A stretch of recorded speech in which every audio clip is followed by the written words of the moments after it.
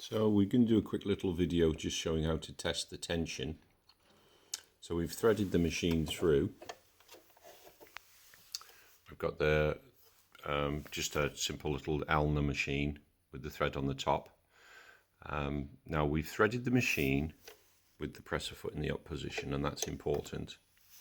We've threaded through to the eye of the needle, but we haven't put the thread underneath the presser foot. We've got it straight out to the left.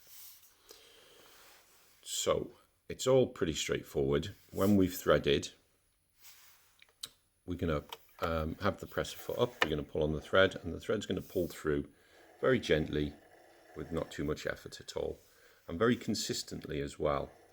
So if you get lumps and bumps as you're pulling the thread through, there's something amiss somewhere. And certainly if you pull it and it goes tight at any point, that needs to be kind of checked. And what we would do then is check the thread path for any nicks, or whether the thread's perhaps caught around the reel or something like that. But ultimately, if we're pulling that and that's pulling through okay, that's fine. So we're going to lower the presser foot, and what we should find now is that if we pull the thread, we're going to bend the needle. Now, as a rule of thumb, you could say with a good quality 90 needle, with the machine set on 3.5, if we pull the thread, the needle's going to bend about 1/4 of an inch to the left before the thread starts to move. And when the thread moves, it's going to be consistent. We don't want it to be lumpy and bumpy, loose and tight. It's going to be a nice even tension throughout the pull. So what we're going to do now is to reduce the tension down to 0. What that does is takes tension off the spring, which squashes the two tension plates together. And what we should find then is that the tension is reduced massively on the thread, but you should still have a little bit more tension than you would when you lift the presser foot. As we increase the tension, we should find that the tension increases, and that'll keep increasing all the way up.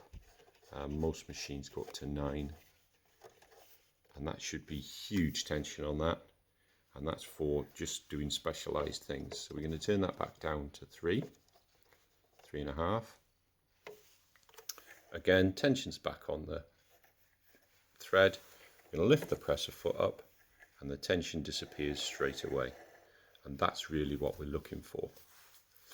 If we don't get that, there's a very, very good chance that there's some thread or lint stuck in the tension unit. Tension unit is like 2 dinner plates back to back, and they get squashed by a spring onto the thread, and that's what gives you the tension. When we lift the presser foot, the tension on the spring is taken away, and the discs should be loose. If you get some fluff between the discs at that point, when they close, they can't grip the thread. So there's a possibility that there's some fluff, dust, or even bits of thread stuck in the tension unit. Now, it's a bit difficult to show with one hand, but basically what we're looking for is a piece of fabric with a clean edge that you can, long enough so you can hold it at both ends and pull it so it's tight. So what you'd end up with is similar to a saw blade, and you can feed that into the tension unit and move it up and down like so. And what that will do, hopefully, would just dislodge any fluff that might be in there. Once we've done that, we can vacuum the area, and that will draw fluff, dust, etc. out, and that will help.